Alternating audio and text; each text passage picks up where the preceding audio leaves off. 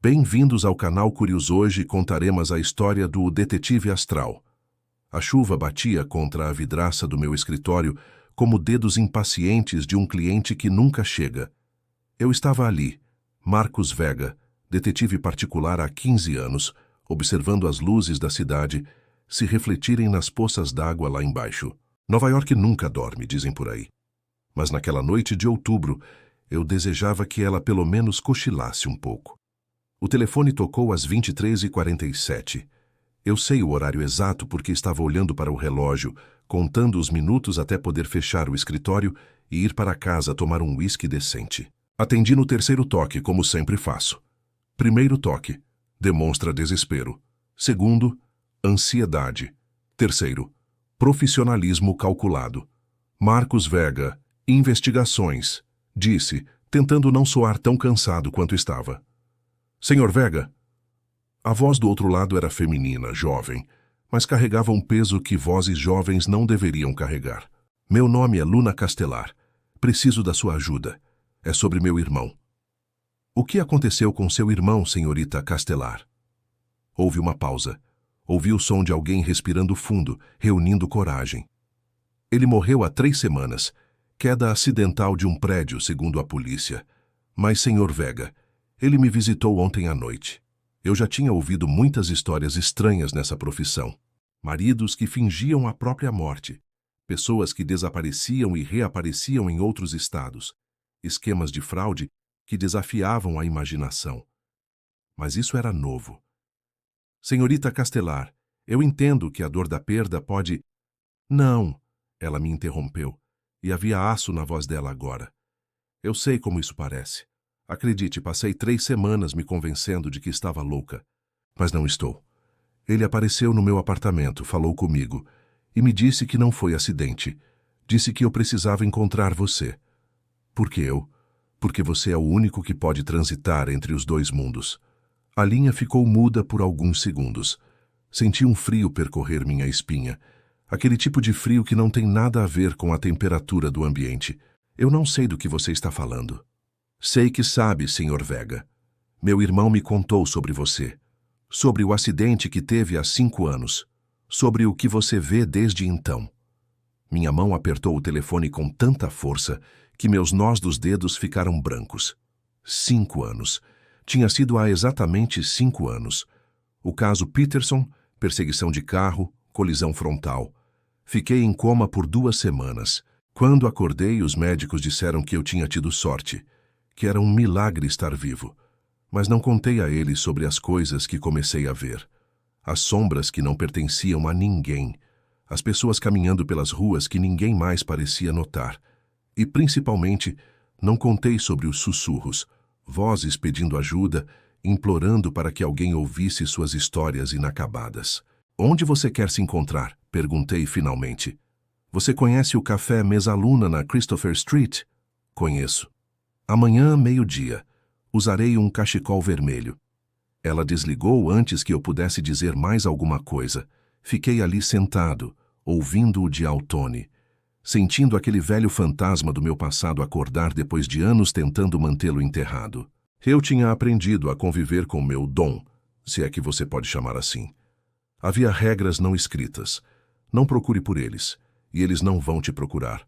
Não faça perguntas, não ofereça ajuda. Apenas siga em frente, finja que não vê nada diferente. Por 5 anos isso funcionou. Eu tinha casos normais, clientes normais, uma vida que fazia sentido dentro dos limites da realidade que todo mundo concordava em compartilhar. Mas agora, Luna Castelar tinha rasgado esse acordo frágil. Servi-me uma dose generosa de bourbon e fui até a janela. Lá embaixo, na rua molhada, vi uma figura parada sob um poste de luz. Usava um sobretudo cinza e estava olhando diretamente para minha janela. Para mim, mesmo daquela distância, mesmo através da chuva, eu podia sentir o olhar dele. E eu sabia, com aquela certeza terrível que tinha aprendido a reconhecer, que ele não estava vivo. A figura inclinou a cabeça como se estivesse me cumprimentando e então simplesmente desapareceu. Não caminhou para fora da vista. Desapareceu como fumaça dispersada pelo vento. Tomei o bourbon de um gole só e decidi que precisava de outro. Naquela noite, não consegui dormir. Fiquei no sofá do meu apartamento, assistindo ao teto enquanto sombras que não deviam existir dançavam nos cantos da sala. Tentei me lembrar de como era antes do acidente, antes de ver o que existe entre os mundos, antes de carregar o peso de saber que a morte não é o fim, mas apenas uma porta para outro tipo de existência. Às 6 da manhã, desisti de tentar dormir. Tomei um banho gelado, fiz café forte e peguei meu caderno de anotações, aquele que mantinha escondido no fundo da gaveta, onde registrava os encontros estranhos que não podia compartilhar com ninguém. Tinha 247 entradas, 247 vezes em 5 anos, que o véu entre os mundos tinha se rasgado o suficiente para que eu visse através dele. Tinha parado de anotar depois da entrada 200, achando que se ignorasse, talvez as visões parassem. Não pararam. Cheguei ao café Mesa Luna 15 minutos antes do meio-dia. Sentei-me numa mesa perto da janela, de onde podia ver a porta. Pedi café preto e esperei. Luna Castelar entrou exatamente ao meio-dia.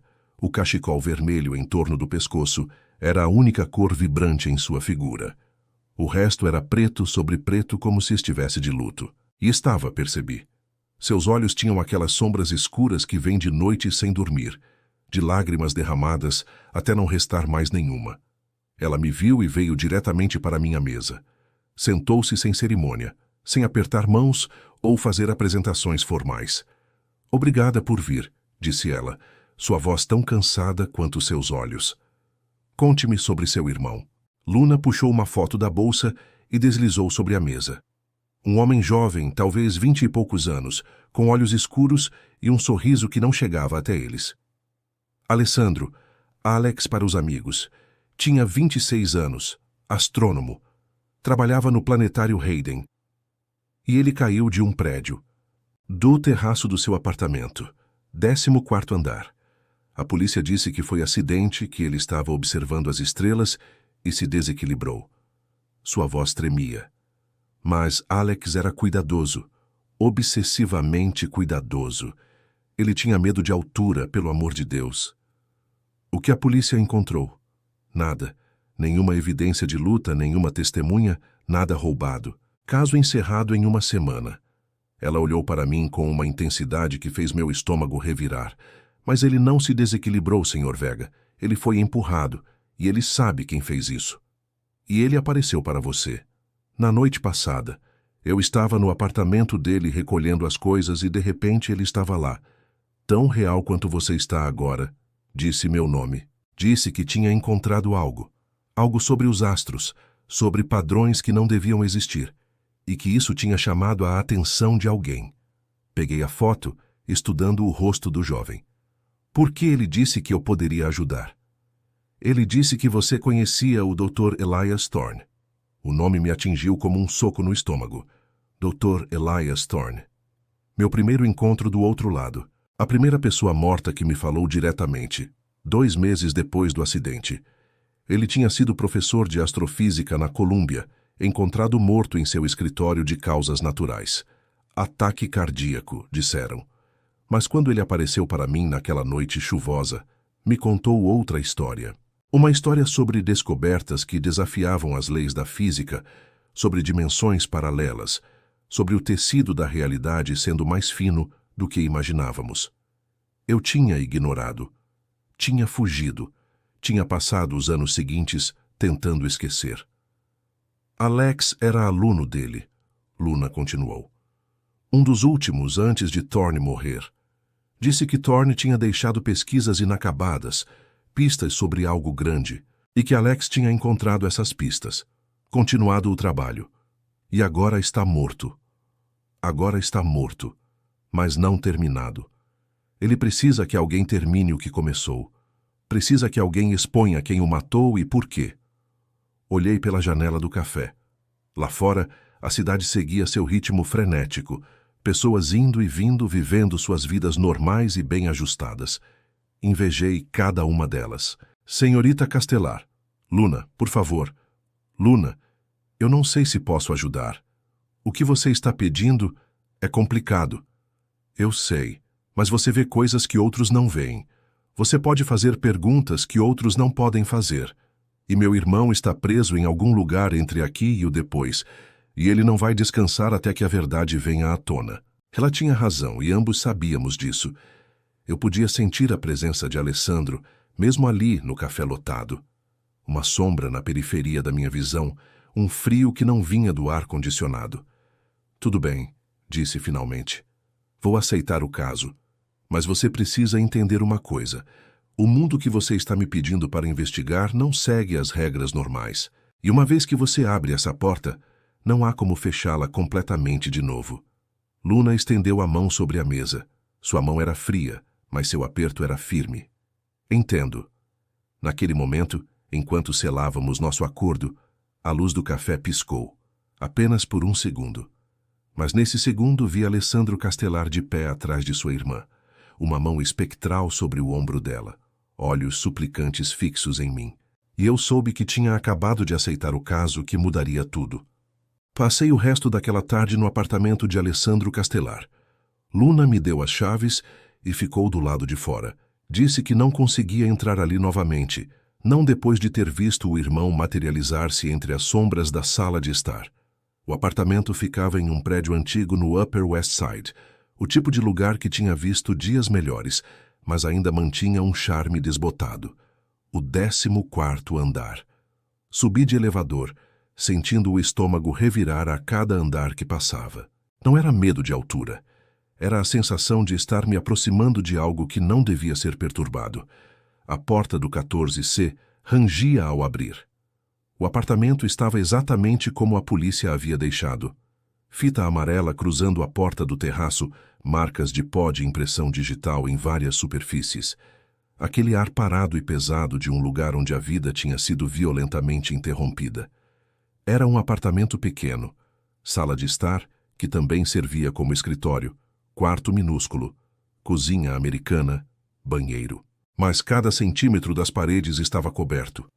Mapas estelares, gráficos, equações rabiscadas em papéis que pareciam ter sido colados com urgência.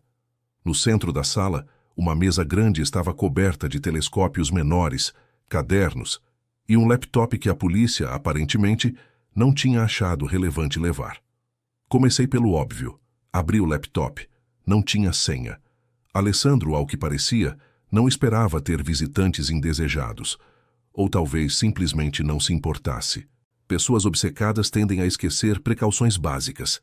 A área de trabalho estava organizada em pastas com nomes que não significavam nada para mim. Convergência Sigma, Anomalia Orbital 7, Padrões Thorne, Continuação. Cliquei na última. Documentos, centenas deles. Planilhas com números que pareciam coordenadas, fotografias de constelações e um arquivo de texto chamado Eles Estão Observando TXT. Abri o arquivo. Era uma única linha. Se você está lendo isto, provavelmente já é tarde demais. Mas precisa saber. Os padrões não mentem. Algo está se aproximando e alguém não quer que saibamos. Senti um frio percorrer minha espinha. Continuei procurando nos arquivos. Havia um diário digital, entradas datadas dos últimos 6 meses. Comecei a ler. 15 de março. Encontrei os cadernos de Thorne hoje. Luna guardava em uma caixa no porão, junto com outras coisas dele. Ela nem sabia o que tinha ali. São incríveis. Ele estava tão perto. 3 de abril. Confirmei a primeira anomalia. A órbita de Júpiter está desviando. Milímetros por dia, mas está desviando. E não é só Júpiter. É como se algo estivesse puxando nosso sistema solar em uma direção específica. 17 de maio. Conheci alguém hoje. Disse que trabalhava para uma organização privada de pesquisa astronômica. Muito interesse no meu trabalho. Ofereceu financiamento. Parecia bom demais para ser verdade. Provavelmente é. 9 de junho. Eles apareceram de novo. Mais insistentes desta vez. Querem meus dados. Querem que eu trabalhe exclusivamente para eles. Recusei. O homem disse que se chamava Silas. Não gostou. Havia algo nos olhos dele. Algo errado. 28 de julho. Estou sendo seguido. Tenho certeza agora. Carro preto. Sempre 2 quadras atrás. Mesmos rostos no café onde trabalho. Tentei falar com a polícia. Riram de mim. Paranoia, disseram. 10 de agosto. Vi Thorne hoje. Sei como isso soa.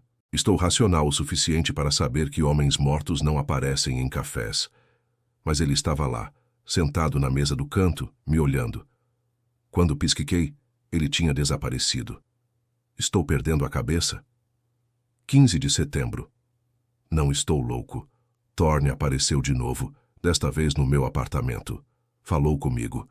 Disse que eu precisava encontrar alguém. Um detetive chamado Marcus Vega. Disse que Vega entenderia, que Vega poderia ver. Parei de ler.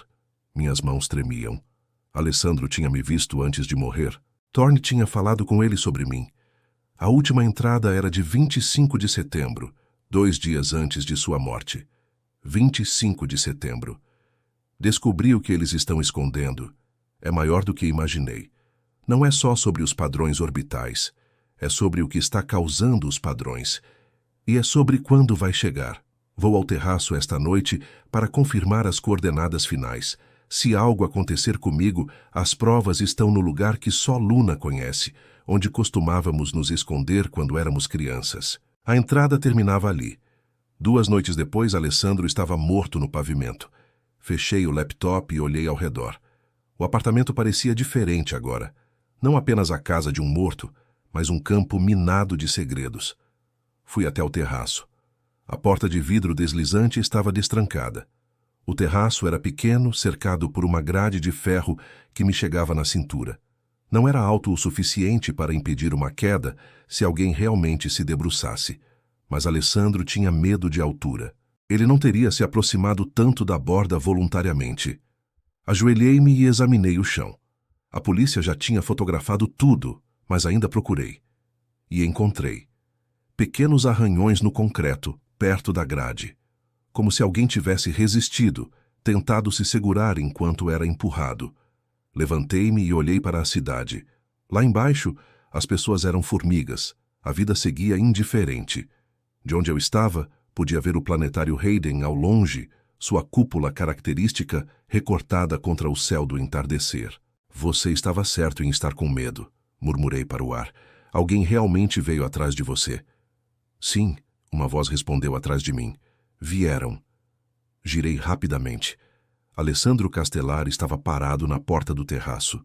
Ele parecia tão sólido quanto qualquer pessoa viva, exceto pelos olhos.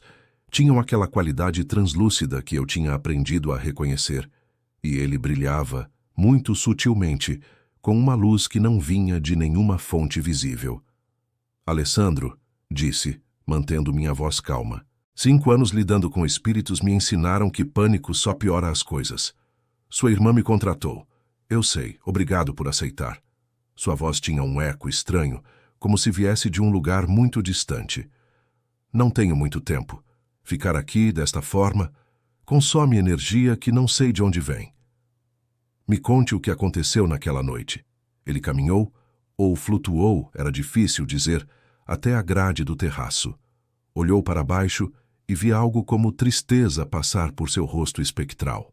Eu estava aqui confirmando as coordenadas finais.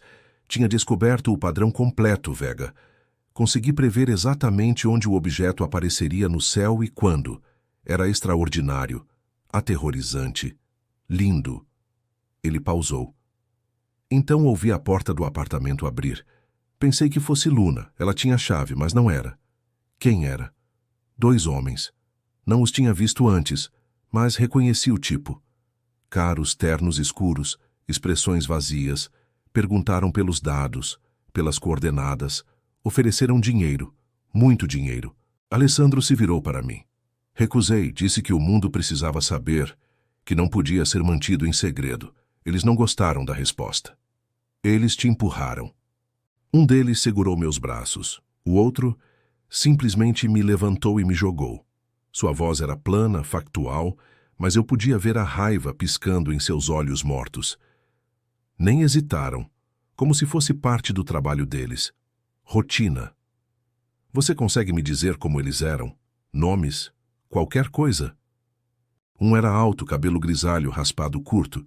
Tinha uma cicatriz no pescoço, como se tivesse sobrevivido a algo terrível. O outro era mais jovem, talvez 30 e poucos, sotaque que não consegui identificar. Europeu, talvez, e ambos usavam anéis idênticos.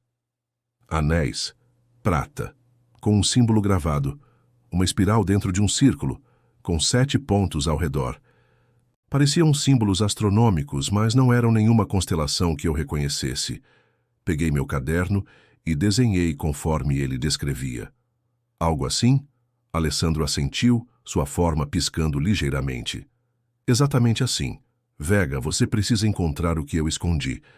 Os dados completos, todas as coordenadas, tudo o que descobri sobre o objeto. Está no único lugar seguro que conheço. O lugar que só Luna conhece.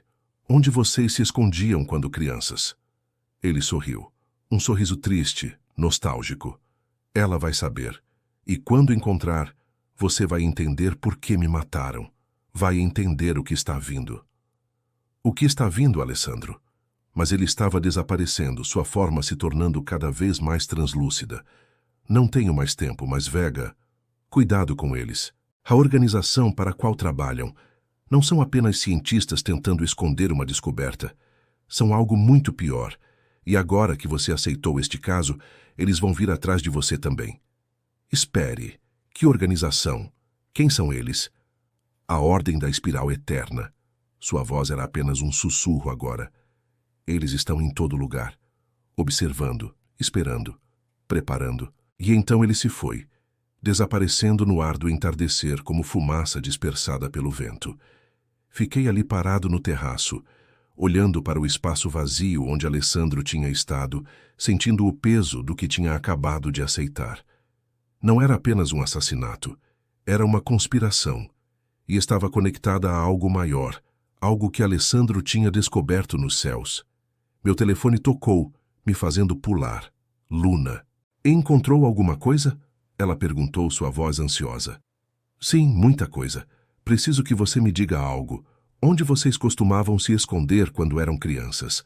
Alessandro disse que deixou algo lá. Houve uma longa pausa. Nossa árvore, ela disse finalmente. No Central Park. Havia um carvalho velho perto do lago com um buraco no tronco. Costumávamos guardar tesouros ali. Mensagens secretas, doces roubados, esse tipo de coisa. Você poderia me mostrar? Agora? Olhei para o céu. O sol estava se pondo, pintando as nuvens de laranja e vermelho. Sim, agora. Antes que anoiteça completamente. E Luna, há pessoas perigosas envolvidas nisso. Pessoas que mataram seu irmão sem pestanejar. Precisamos ser cuidadosos. Entendo. Me encontre no Ball Bridge em 30 minutos. Desliguei e olhei mais uma vez para o terraço vazio. Peguei o laptop de Alessandro. A polícia não tinha querido, mas eu queria. Havia mais para descobrir ali, mais pistas enterradas nos dados. Enquanto saía do apartamento, senti algo. Uma presença. Virei-me rapidamente, mas não havia ninguém ali. Apenas o apartamento vazio e silencioso. Mas o ar estava frio, gelado até, e eu podia jurar que ouvi sussurros, vozes múltiplas, sobrepostas, falando em línguas que não reconheci. Thorn, chamei. É você? Nada. Mas a sensação não passou. Era como se o próprio apartamento estivesse me observando, me avaliando, decidindo se eu era digno dos segredos que guardava. Saí rapidamente, fechando a porta atrás de mim. No corredor, passei por uma mulher idosa que caminhava com seu cachorro. Ela me olhou e franziu a testa. Você está bem, jovem? Está muito pálido. Estou bem, obrigado. Ela hesitou, depois baixou a voz. Este andar está amaldiçoado, sabe? Desde que aquele pobre rapaz morreu. Ouço vozes à noite, passos no corredor quando não há ninguém lá. Se eu fosse você, não voltaria aqui depois de escurecer. Assenti educadamente e segui para o elevador. Mas suas palavras ecoaram na minha mente enquanto descia. Um andar amaldiçoado. Talvez ela estivesse certa. Talvez Alessandro não fosse o único espírito preso neste lugar. Ou talvez a Ordem da Espiral Eterna tivesse deixado algo para trás. Algo para vigiar. Algo para garantir que seus segredos permanecessem enterrados. Do lado de fora do prédio, o ar frio da noite me recebeu. Olhei para cima para o 14º andar e vi uma sombra na janela do apartamento de Alessandro. Uma figura parada ali, me observando. Não era Alessandro. Era mais alta, mais sólida. E quando a luz do poste iluminou a janela por um momento, vi o brilho de algo em sua mão. Algo prateado. Um anel com uma espiral dentro de um círculo. Eles já sabiam que eu estava no caso. E estavam me observando. Virei-me e caminhei rapidamente em direção ao metrô, sentindo olhos invisíveis me seguindo a cada passo. O jogo tinha começado, e eu tinha a terrível sensação de que estava jogando com regras que ainda não entendia. O Central Park à noite tem uma qualidade quase mágica. As luzes da cidade se refletem nas águas escuras do lago, as árvores criam sombras dançantes, e há sempre aquela sensação de estar em outro mundo, mesmo estando no coração de Manhattan. Mas naquela noite, enquanto eu caminhava em direção ao Ball Bridge, a magia parecia mais sombria, mais ameaçadora. Luna já estava lá, encostada na grade da ponte, olhando para a água. O cachecol vermelho ao redor do pescoço se destacava na escuridão como uma ferida aberta. Ela se virou quando me ouviu se aproximar. "Trouxe uma lanterna", disse ela, segurando uma pequena lanterna LED. "A árvore fica em uma área mais afastada. Não há muita iluminação pública por lá." "Quantas pessoas sabiam sobre esse esconderijo de vocês?" "Ninguém. Era nosso segredo. Nem nossos pais sabiam." Ela começou a caminhar, e eu a segui. Alex e eu éramos muito próximos quando crianças. Após nossos pais se divorciarem, o parque se tornou nosso refúgio. Um lugar onde podíamos fingir que éramos exploradores, cientistas, qualquer coisa menos crianças de uma família destruída. Seguimos por um caminho que se afastava das áreas mais movimentadas do parque. Quanto mais nos afastávamos das luzes, mais escuro ficava. A lua estava crescente, fornecendo apenas uma iluminação mínima. Luna acendeu a lanterna. "Você disse que encontrou algo no apartamento." Ela disse enquanto caminhávamos. "O que foi?" Contei a ela sobre o diário digital, sobre os homens que tinham empurrado Alessandro, sobre a ordem da espiral eterna. Observei seu rosto enquanto falava, vendo a dor se transformar em raiva, a raiva em determinação. "Eles vão pagar", ela disse, sua voz baixa mas firme. "Quem quer que sejam, vão pagar pelo que fizeram." "Luna, essas pessoas são perigosas. Mataram seu irmão sem hesitar. Se vamos atrás deles, precisamos ser inteligentes, estratégicos." "Eu sei. É por isso que contratei você." Ela parou de repente e apontou. "Ali. Aquele é o carvalho." Era uma árvore antiga e majestosa, seu tronco tão largo que levaria 3 pessoas de mãos dadas para abraçá-la completamente. Na base, parcialmente escondido por raízes retorcidas, havia um buraco irregular no tronco. Luna se ajoelhou e iluminou o interior com a lanterna. Costumava ser maior. A árvore cresceu ao longo dos anos, fechando parte dele. Ela enfiou a mão lá dentro, seus dedos procurando no escuro. "Cuidado", avisei. "Pode haver..." "Encontrei." Ela puxou algo, uma caixa de metal do tamanho de uma caixa de sapatos, oxidada e empoeirada. Havia um cadeado simples, mas estava tão enferrujado que se quebrou com pouca pressão. Dentro da caixa havia um envelope impermeável. Luna o abriu com mãos trêmulas. Dentro, um pendrive e uma carta manuscrita. Luna leu a carta em voz alta, sua voz quebrando em alguns momentos. "Luna, se você está lendo isto, significa que algo aconteceu comigo. Eu queria te contar tudo pessoalmente, mas não podia colocá-la em perigo. E agora, parece que o perigo me encontrou primeiro. Descobri algo extraordinário, irmãzinha. Algo que vai mudar tudo o que pensamos saber sobre nosso lugar no universo. Dr. Thorne estava certo. Há padrões nos movimentos celestes que não são naturais. Alguém ou algo está movendo as peças do tabuleiro cósmico. Nos últimos 6 meses, rastreei anomalias gravitacionais em todo o sistema solar. No início, pensei que fossem erros de medição, mas não eram. Há um objeto se aproximando, vindo de fora do nosso sistema solar. Não é um asteroide, não é um cometa. É algo que desafia todas as nossas categorias. O que mais me assusta não é o objeto em si, mas a reação das pessoas quando tentei compartilhar minha descoberta. Fui abordado por uma organização que se autodenomina a Ordem da Espiral Eterna. Eles ofereceram dinheiro, recursos, tudo o que eu pudesse precisar, desde que mantivesse silêncio e trabalhasse exclusivamente para eles. Quando recusei, as ameaças começaram. Sutis no início, depois mais diretas. Eles sabem onde moro, sabem onde você mora. Sabem tudo sobre nossas vidas.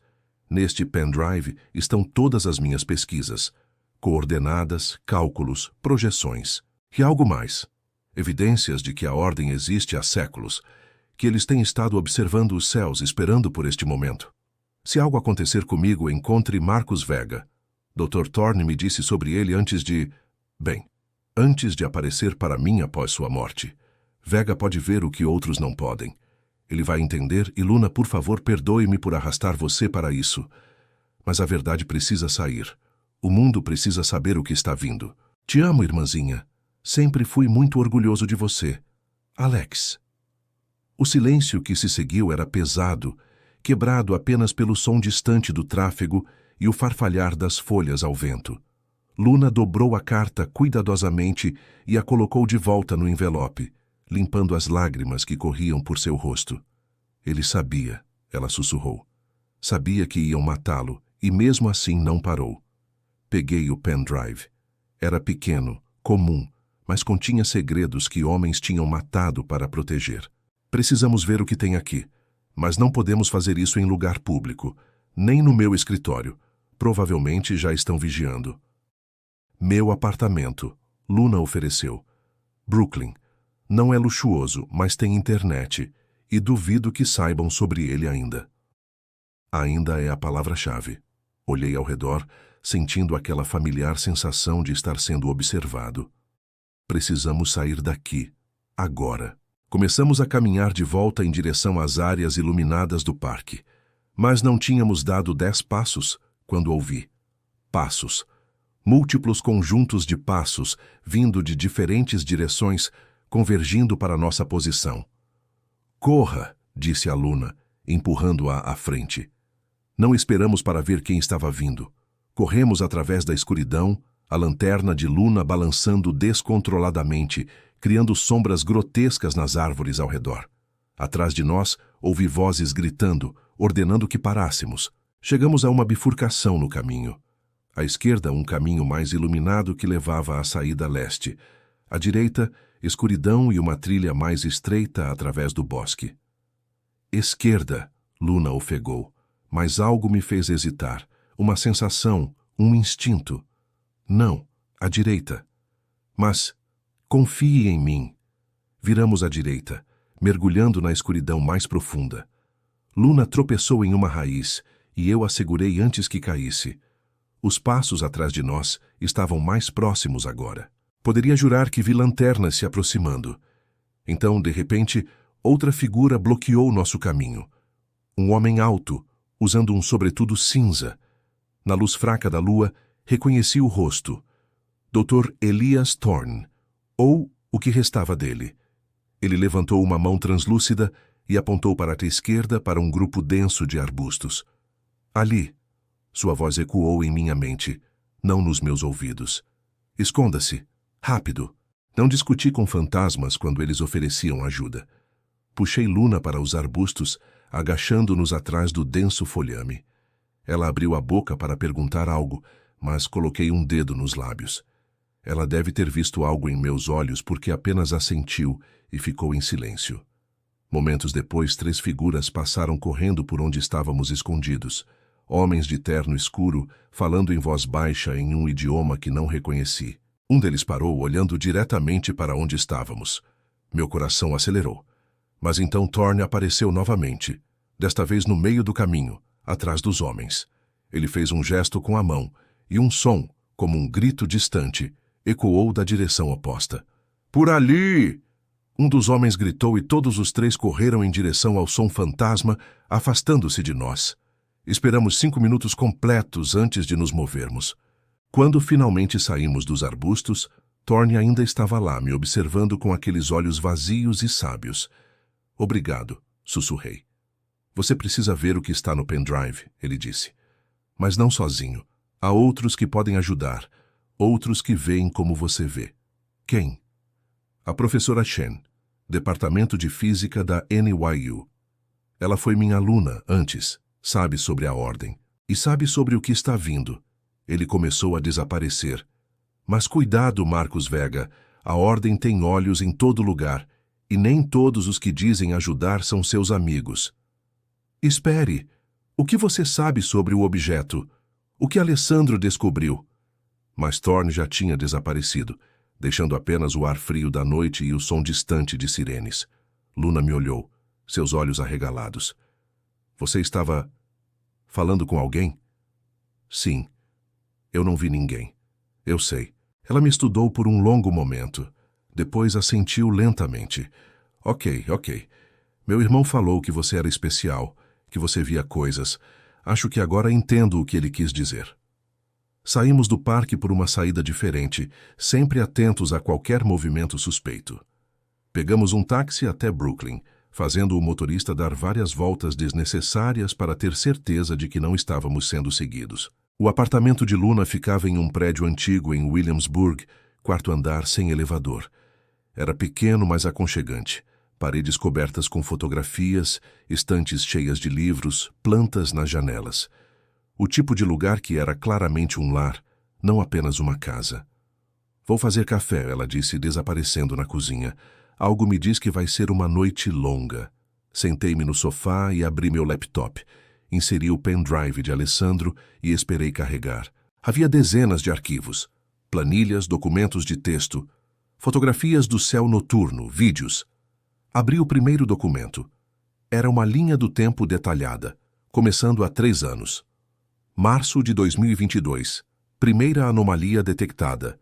Júpiter desvia 0,03 graus de sua órbita prevista, dentro da margem de erro, mas notável. Julho de 2022. Anomalia confirmada. Desvio aumentou para 0,07 graus. Saturno agora mostra desvio similar. Dezembro de 2022. Padrão emergente. Todos os planetas exteriores mostram desvios orbitais consistentes com atração gravitacional de fonte externa. A linha do tempo continuava, detalhando como Alessandro tinha rastreado o padrão, calculado a trajetória, previsto a origem da força gravitacional. E então, em setembro de 2025, apenas um mês atrás, a entrada final. Confirmação absoluta. Objeto de massa significativa entrará no sistema solar interno em aproximadamente 18 meses. Velocidade e trajetória inconsistentes com corpo celestial natural. Possibilidade de origem artificial, 87%. Rele a última linha 3 vezes. Origem artificial. Alessandro tinha descoberto algo que estava vindo em direção ao nosso sistema solar, e ele acreditava que era feito por alguém. Por algo inteligente. Luna voltou com 2 xícaras de café. Viu minha expressão e parou. O que foi? O que você encontrou? Sente-se, disse, minha voz rouca. Você precisa ver isso. Passei a próxima hora mostrando a ela tudo o que Alessandro tinha documentado. Os cálculos eram complexos demais para eu entender completamente. Matemática avançada e física que estava bem além da minha educação. Mas a conclusão era clara. Algo estava vindo. Algo grande. Algo que não deveria existir de acordo com tudo que sabíamos sobre o universo. Meu Deus! Luna sussurrou, olhando para os dados na tela. Ele realmente encontrou. Prova de... O quê? Vida extraterrestre? Uma nave? Não sei. Mas seja o que for, a Ordem da Espiral Eterna não quer que ninguém saiba sobre isso. Abri outro arquivo, este rotulado A Ordem, Histórico. Era um documento compilado por Alessandro, reunindo fragmentos de informação que ele tinha coletado sobre a organização. Referências em textos antigos. Símbolos encontrados em manuscritos medievais. Rumores de uma sociedade secreta que existia desde o século XVI, sempre observando os céus, sempre esperando. Eles sabiam, murmurei. De alguma forma, eles sabiam que isso estava vindo. Há séculos. Como isso é possível? Não sei. Mas hesitei, depois decidi ser completamente honesto. Luna, há coisas neste mundo que desafiam a explicação lógica. Eu vejo pessoas mortas. Seu irmão apareceu para você. Dr. Thorne nos guiou no parque esta noite. Se essas coisas são possíveis, então talvez existam outras formas de conhecimento, outras maneiras de ver o futuro. Ela olhou para mim por um longo momento, depois assentiu. Alex sempre disse que a ciência e o místico não eram opostos, que eram apenas diferentes maneiras de descrever a mesma realidade. Meu telefone vibrou. Uma mensagem de um número desconhecido. Senhor Vega, sabemos o que você tem. Sabemos o que Alessandro descobriu. Há muito em jogo aqui para permitir que continue. Entregue os dados e desista do caso. Esta é sua única advertência. Mostrei a mensagem para Luna.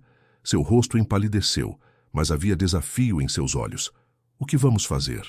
Olhei para o laptop, para os dados que homens tinham matado para esconder. Depois para a janela, onde a cidade brilhava na noite, milhões de pessoas vivendo suas vidas sem saber o que estava vindo em direção a elas. Vamos encontrar a professora Chen, disse finalmente. Vamos descobrir tudo o que pudermos sobre a ordem. E então? Fiz uma pausa, sabendo que o que ia dizer mudaria tudo. Vamos expor a verdade. Não importa o que custe. Luna estendeu a mão. Parceiros? Apertei sua mão. Parceiros. Do lado de fora, a noite de Nova York continuava, indiferente às tempestades que se aproximavam, tanto do espaço quanto dos segredos enterrados na própria cidade. A manhã chegou fria e cinzenta. O tipo de manhã que Nova York faz tão bem quando o céu parece pesar sobre a cidade como uma tampa de panela. Eu tinha dormido no sofá de Luna, se é que você pode chamar de sono, aquelas 3 horas inquietas de semiconsciência, interrompidas por pesadelos de homens em ternos escuros e objetos impossíveis cruzando o vazio do espaço. Luna já estava acordada quando abri os olhos, sentada à mesa da cozinha com seu laptop, olhos vermelhos de cansaço, mas fixos na tela. Encontrei ela, disse sem olhar para mim. Professora Diana Chen. Ela ensina física teórica na NYU. Publicou vários artigos sobre anomalias gravitacionais e... Escuta isso, sobre a possibilidade de inteligências observando a Terra através de fenômenos astronômicos. Ela vai nos receber? Mandei um e-mail há 3 horas, me identificando como irmã de Alessandro. Ela respondeu em 15 minutos. Luna finalmente olhou para mim, e havia algo como esperança em seus olhos cansados. Disse que estava esperando que alguém entrasse em contato, que precisava falar conosco urgentemente. Podemos encontrá-la no escritório dela às 10 horas. Olhei para o relógio.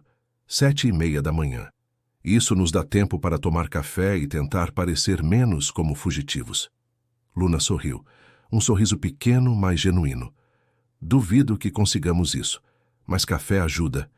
Chegamos ao campus da NYU às 10 em ponto. O prédio de física era um edifício modernista de vidro e concreto, contrastando com os prédios históricos ao redor.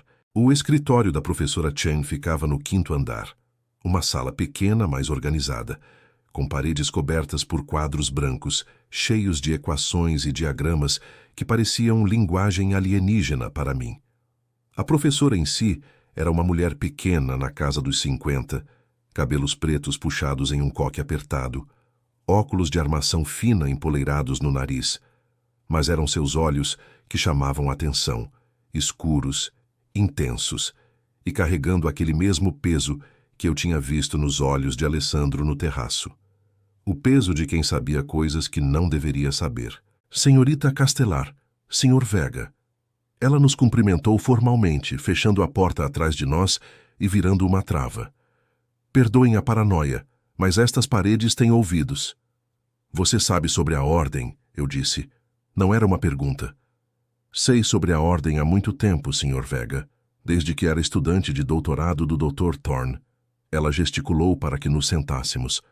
Elias era brilhante, visionário, e condenado desde o momento que começou a fazer as perguntas certas.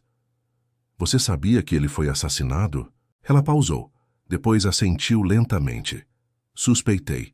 O ataque cardíaco foi muito conveniente, muito oportuno. Ele estava prestes a publicar um artigo revolucionário sobre padrões orbitais anômalos. Então, de repente, morto em seu escritório, sem autópsia adequada. Caso encerrado. Luna se inclinou para a frente. Você continuou o trabalho dele? Discretamente. Muito discretamente. Aprendi com os erros de Elias. Ele foi muito aberto, muito confiante que a verdade científica seria protegida pela comunidade acadêmica. Não foi. Diana removeu seus óculos e os limpou, um gesto que parecia mais nervoso do que necessário. A ordem tem influência em todo lugar, especialmente em instituições que estudam astronomia e astrofísica. Eles têm pessoas plantadas em universidades, observatórios, até na NASA. Então você sabe sobre o objeto, eu disse. O que Alessandro descobriu. O visitante. É assim que Elias o chamava. Ela foi até seu computador e abriu vários arquivos. Confirmei a existência dele há 2 anos. Um objeto massivo, aproximadamente do tamanho de uma pequena lua, viajando através do espaço interestelar em velocidade impossível para um corpo celestial natural. Impossível como? Luna perguntou. Está se movendo a aproximadamente 15% da velocidade da luz. Nenhum asteroide, cometa ou planeta errante poderia alcançar essa velocidade naturalmente. E mais importante... Ela pausou, como se reunindo coragem para dizer em voz alta. Está desacelerando, de forma controlada, consistente com uma trajetória de aproximação planejada. O silêncio que se seguiu era pesado, carregado com implicações que nenhum de nós queria enfrentar diretamente. Você está dizendo que é uma nave espacial, Luna disse finalmente, sua voz mal passando de um sussurro. Estou dizendo que exibe características de um objeto sob controle inteligente. Se é uma nave, uma sonda, ou algo completamente fora da nossa capacidade de compreensão, não sei. Mas não é natural. Isso eu sei com certeza. Levantei-me e fui até a janela, olhando para o campus lá embaixo. Estudantes caminhando entre aulas, vivendo suas vidas normais. E a ordem sabe disso. Há quanto tempo? Séculos, acredito. Talvez mais. Diana abriu outro arquivo, este contendo imagens de manuscritos antigos. Encontrei referências a uma estrela viajante em textos que datam do século XV. Descrições de uma luz no céu que se movia contra as estrelas fixas, aproximando-se lentamente ao longo de gerações. A ordem foi fundada, segundo esses textos, especificamente para observar e preparar para a chegada deste objeto. Preparar como? Perguntei. Isso eu não sei, mas... Ela hesitou, depois puxou uma gaveta trancada de sua mesa e removeu uma pasta velha. Consegui isto através de... canais discretos. São documentos vazados da ordem, datados da década de 1950. Falam sobre um protocolo de contato. Preparações para quando o visitante chegasse. Folheei os documentos. Estavam em várias línguas, inglês, alemão, o que parecia ser latim, mas alguns diagramas eram universais. Mostravam o sistema solar, com o objeto se aproximando de um ângulo específico. Mostravam estruturas sendo construídas na Terra, em locais específicos ao redor do globo. O que são estas estruturas?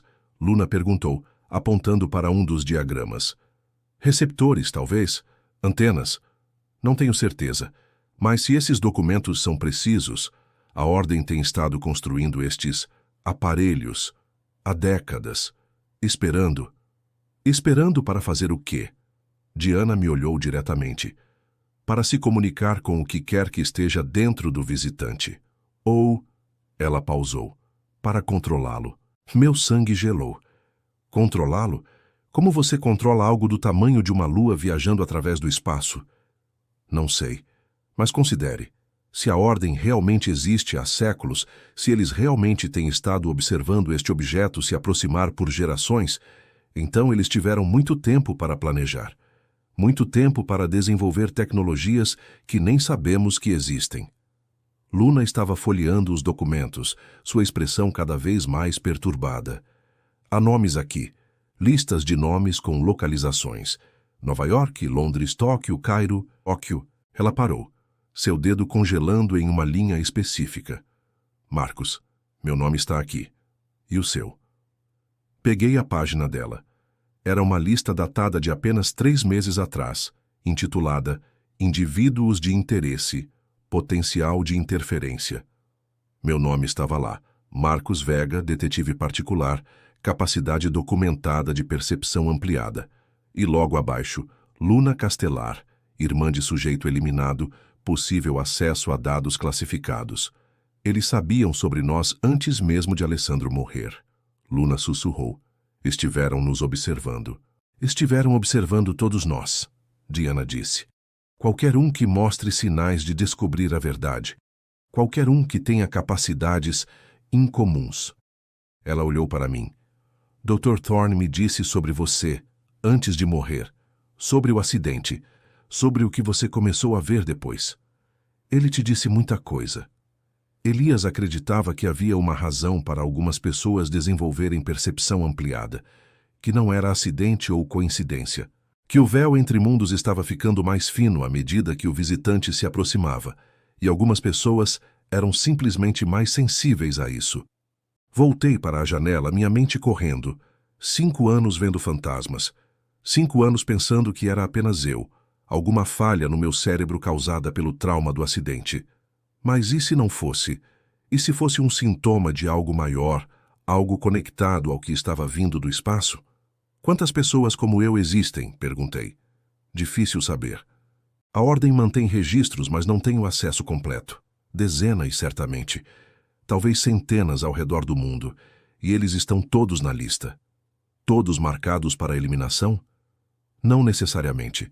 Alguns são recrutados. Outros desaparecem. Depende do quanto eles sabem, do quanto eles representam uma ameaça. Meu telefone vibrou. Outra mensagem do número desconhecido.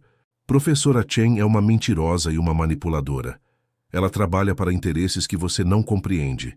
Se quer a verdade real, venha sozinho para o planetário Hayden hoje ao meio-dia. Venha armado se quiser. Não fará diferença. Mostrei a mensagem para Diana e Luna. Diana ficou pálida. É uma armadilha, ela disse imediatamente. Óbvia demais. Talvez, concordei. Mas eles mencionaram o planetário, onde Alessandro trabalhava. Pode haver algo lá que precisamos ver. Ou pode ser exatamente o que parece. Uma armadilha para te capturar ou matar. Luna olhou para mim. Você não está realmente considerando ir, está? Olhei para a mensagem novamente. Havia algo ali, algo na forma como estava escrita. Uma sensação.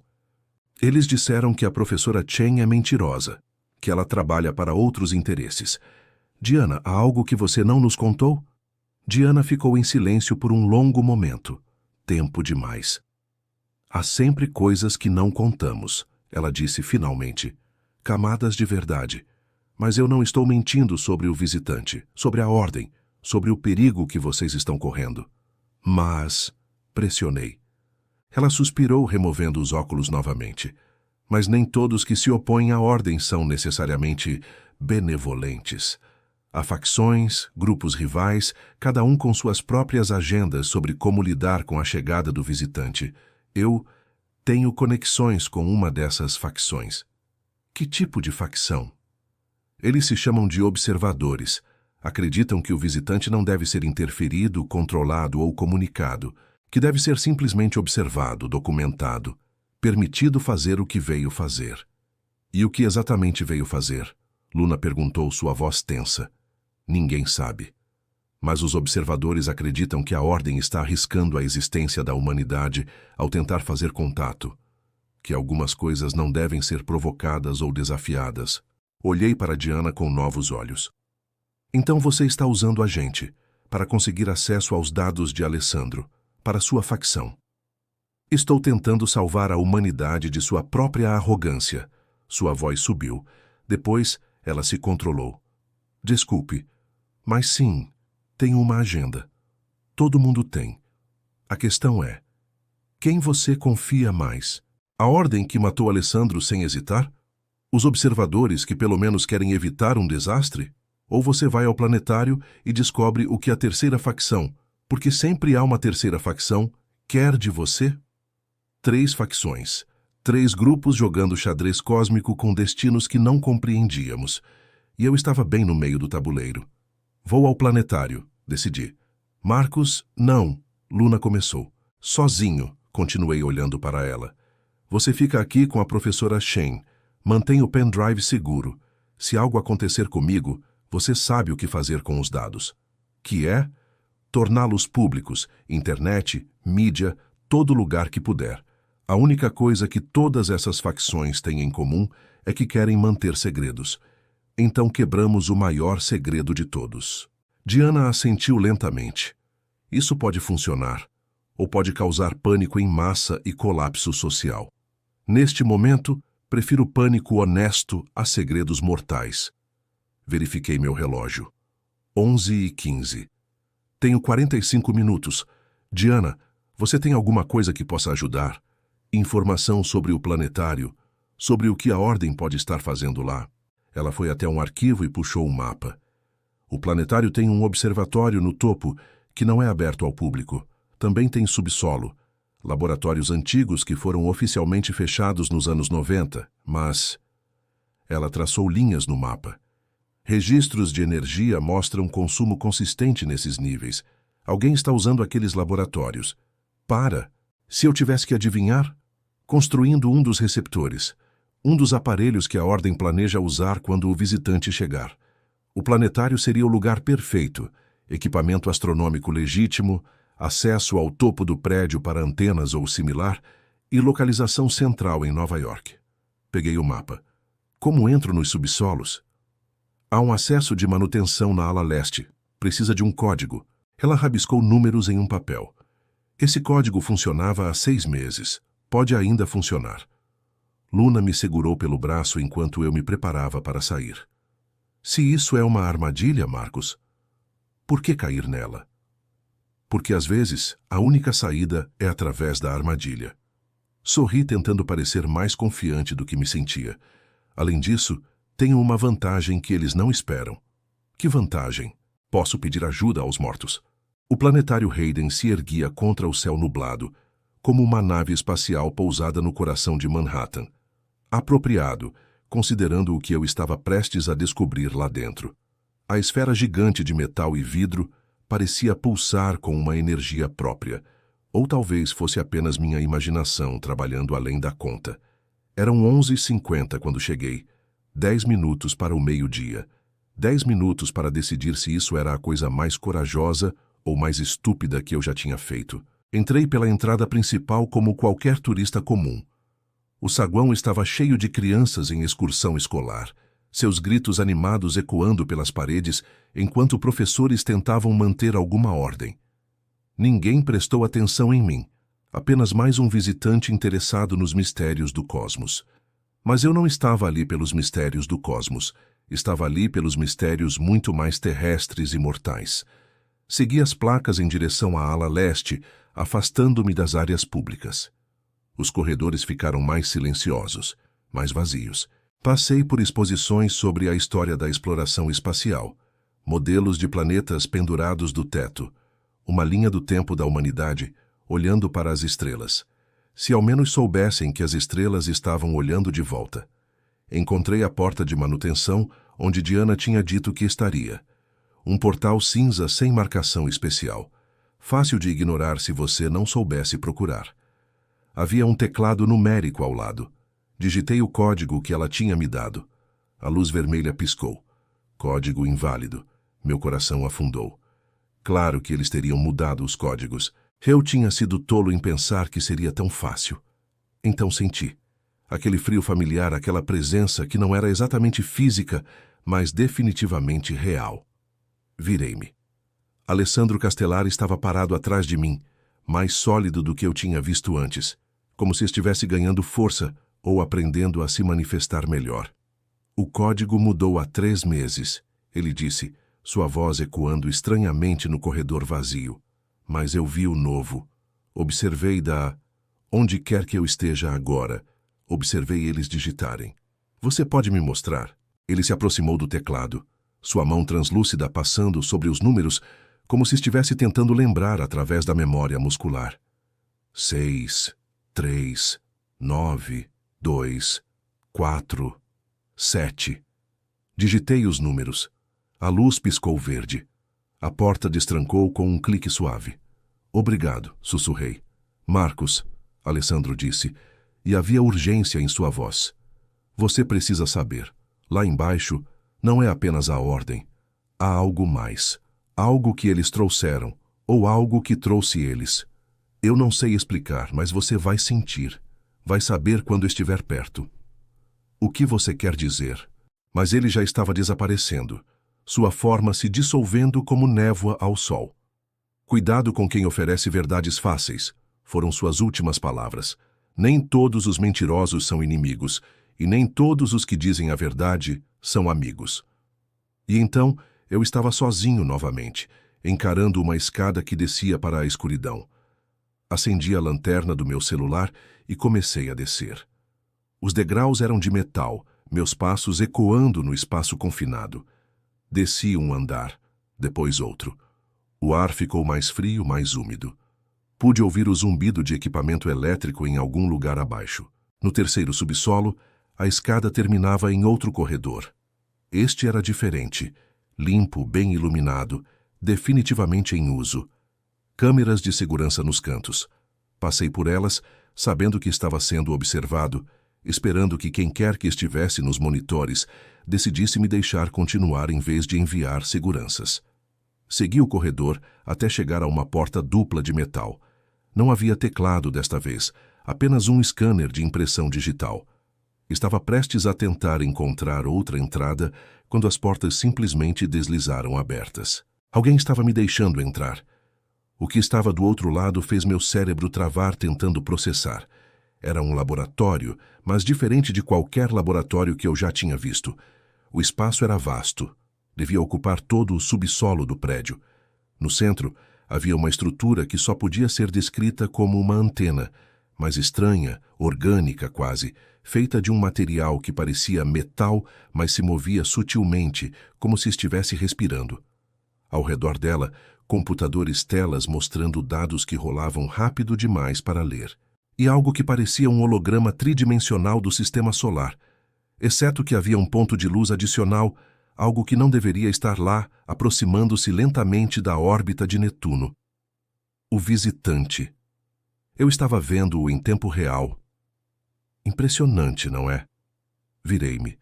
Um homem tinha emergido das sombras ao lado do laboratório, alto, talvez 60 anos, cabelo grisalho raspado curto, e no pescoço, parcialmente visível acima do colarinho da camisa, uma cicatriz irregular. O homem que tinha empurrado Alessandro do terraço. Minha mão foi instintivamente para o bolso onde carregava uma pequena arma, um revólver calibre 38, que raramente usava, mas sempre carregava. Ele notou o movimento e sorriu. Por favor, Sr. Vega, estamos além de violência física a este ponto. Além disso, você está cercado.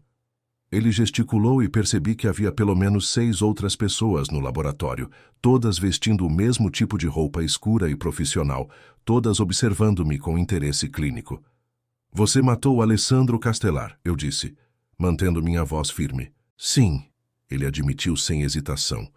Uma necessidade desafortunada. O jovem Sr. Castelar não compreendia a magnitude do que tinha descoberto. Queria expor tudo ao público, causar pânico, destruir décadas de preparação cuidadosa. Preparação para o quê? Ele caminhou até o holograma do sistema solar, sua mão passando através das órbitas fantasmagóricas dos planetas. Para o momento mais importante na história da humanidade, para o primeiro contato com uma inteligência extraterrestre. Então você admite, o visitante é uma nave, neve é uma palavra tão limitada, é mais do que isso, é uma mensagem, um teste, uma oferenda. Depende de como você olha para ele. Ele se virou para mim, e seus olhos tinham aquela qualidade fanática que eu tinha aprendido a temer. A Ordem da Espiral Eterna tem estado esperando por este momento há 500 anos, Sr. Vega. Desde que nossos fundadores primeiro calcularam a trajetória, primeiro viram os padrões nas estrelas que indicavam que algo estava vindo. Como vocês poderiam saber há 500 anos? Não tínhamos a tecnologia. Tecnologia, ele riu amargamente. Você ainda pensa em termos tão lineares. Não foi tecnologia que nos alertou, Sr. Vega. Foi conhecimento mais antigo, conhecimento que a humanidade tinha e perdeu. enterrado sob camadas de racionalismo científico e ceticismo. Ele caminhou em direção a uma parede onde havia pergaminhos antigos emoldurados. Nossas fontes vêm dos caldeus, dos maias, dos primeiros astrônomos chineses. Todas as culturas antigas que olhavam para o céu e viam não apenas estrelas, mas padrões, mensagens, avisos. Avisos sobre o quê? Sobre os antigos retornando. Ele disse isso com letras maiúsculas audíveis. Sobre aqueles que nos visitaram antes, que nos deram conhecimento, que nos moldaram, que estão voltando agora para ver o que fizemos com suas dádivas. Eu queria rir da absurdidade, mas não consegui, porque parado naquele laboratório, olhando para o ponto de luz que representava algo impossível cruzando o vazio do espaço, tudo parecia terrivelmente, horrivelmente plausível. E vocês planejam fazer o quê? Dar boas-vindas a eles? Planejamos garantir que a humanidade esteja preparada, que tenhamos a infraestrutura para nos comunicar, para negociar, para... Ele hesitou. Para nos rendermos, se necessário. Rendermos? Senhor Vega, qualquer civilização capaz de cruzar distâncias interestelares está tão além de nós quanto nós estamos além de formigas. Resistência seria suicídio. Nossa única esperança é demonstrar que somos úteis, valiosos de alguma forma. E essa antena? Apontei para a estrutura alienígena no centro do laboratório. É parte da sua rendição? É um farol, construído seguindo especificações que foram transmitidas para nós ao longo dos séculos, através de sonhos, visões, às vezes através de indivíduos particularmente sensíveis. Ele me estudou. Indivíduos como você, Sr. Vega. Isso me pegou desprevenido. O quê? Você acha que é coincidência que desenvolveu percepção ampliada, que pode ver através do véu entre mundos? À medida que o visitante se aproxima, a realidade está ficando maleável, e algumas pessoas são mais sensíveis a essa maleabilidade do que outras. Ele se aproximou de mim, e pude ver agora que seus olhos não eram totalmente humanos. Havia algo diferente neles, uma profundidade que não deveria estar lá, como se ele estivesse olhando de muito longe ao mesmo tempo que estava bem na minha frente. Você poderia se juntar a nós, Marcos. Poderia ajudar a guiar a humanidade através desta transição. Temos uso para alguém com suas capacidades. Uso. A palavra deixou um gosto amargo na minha boca. Como vocês tiveram uso para Alessandro até ele se tornar um problema? Alessandro Castelar era brilhante, mas imprudente. Você é mais experiente, mais pragmático. Sobreviveu 5 anos vendo coisas que destruiriam mentes menores. Isso demonstra adaptabilidade. Demonstra que eu sou bom em negar o impossível. Recuei mantendo distância entre nós. Obrigado pela oferta, mas vou recusar. Agora, vou sair daqui e expor tudo o que vocês estão fazendo. Ele suspirou, genuinamente desapontado. Eu esperava que você fosse mais razoável. Muito bem. Ele acenou, e os 6 outros no laboratório começaram a se mover em minha direção. Foi quando as luzes piscaram. Depois piscaram novamente. E então apagaram completamente. Na escuridão ouvi gritos, não de vozes humanas, algo mais profundo, mais primitivo. O som de realidade sendo rasgada. Senti aquele frio familiar, mas multiplicado por 100, por 1000. O laboratório de repente estava cheio de presenças. Quando as luzes de emergência acenderam, vermelho sangue e piscando, vi. Os mortos tinham vindo. Dezenas deles. Alessandro estava lá mais sólido do que nunca. Dr. Thorne ao lado dele. E outros que eu não reconhecia. Homens e mulheres de diferentes eras. Todos vestindo as roupas em que tinham morrido. Todos olhando para o homem da cicatriz e seus associados com expressões de fúria acumulada. Vocês não têm autoridade aqui. A voz de Alessandro ecoou, amplificada de alguma forma. Este lugar está saturado com morte, construído sobre morte, e nós reclamamos ele. Os membros da ordem estavam recuando, seus rostos pálidos de terror. O que quer que tivessem esperado, não era isso. Corra, Marcos, Thorne gritou para mim. Enquanto eles estão distraídos, leve o que aprendeu e corra. Não discuti. Corri para as portas duplas que se abriram misteriosamente. talvez controladas pelos espíritos, talvez apenas uma falha no sistema. Não parei para descobrir. Subi as escadas 3 degraus por vez, meu coração batendo selvagemente, o som de caos e gritos se desvanecendo atrás de mim. Emergi no corredor da ala leste, ofegante, suando apesar do frio. Alguns visitantes me olharam estranhamente, mas rapidamente me recompus e caminhei calmamente em direção à saída. Só quando estava fora, sob o céu nublado de Nova York, permiti-me parar e processar o que tinha acontecido. Os mortos tinham me salvado. De alguma forma, Alessandro e Thorne tinham reunido outros espíritos, tinham manifestado força física suficiente para intervir. O véu estava realmente ficando mais fino. E se isso era verdade, o que aconteceria quando o visitante realmente chegasse? Meu telefone tocou. Luna. Marcos. Graças a Deus. Você está bem? Estou. Saindo do planetário agora. Temos que nos encontrar. Tenho muito para contar. Há algo mais, ela disse, e havia medo em sua voz. Diana desapareceu. Saí por 10 minutos para pegar café e quando voltei ela tinha sumido. Nenhum sinal de luta. Apenas desaparecida. E deixou algo para trás. Uma nota que diz: os observadores estão observando, mas há uma terceira facção, e eles estão agindo. Cuidado com aqueles que oferecem ajuda facilmente. Uma terceira facção. Alessandro tinha me avisado sobre isso também. Onde você está? Perguntei. Ainda no escritório dela, não sabia para onde ir. Fique aí, tranque a porta, estou a caminho. Enquanto eu corria em direção ao metrô, minha mente girava com tudo que tinha aprendido. A ordem preparando uma rendição. Os observadores querendo não interferência. E uma terceira facção ainda nas sombras com agenda desconhecida.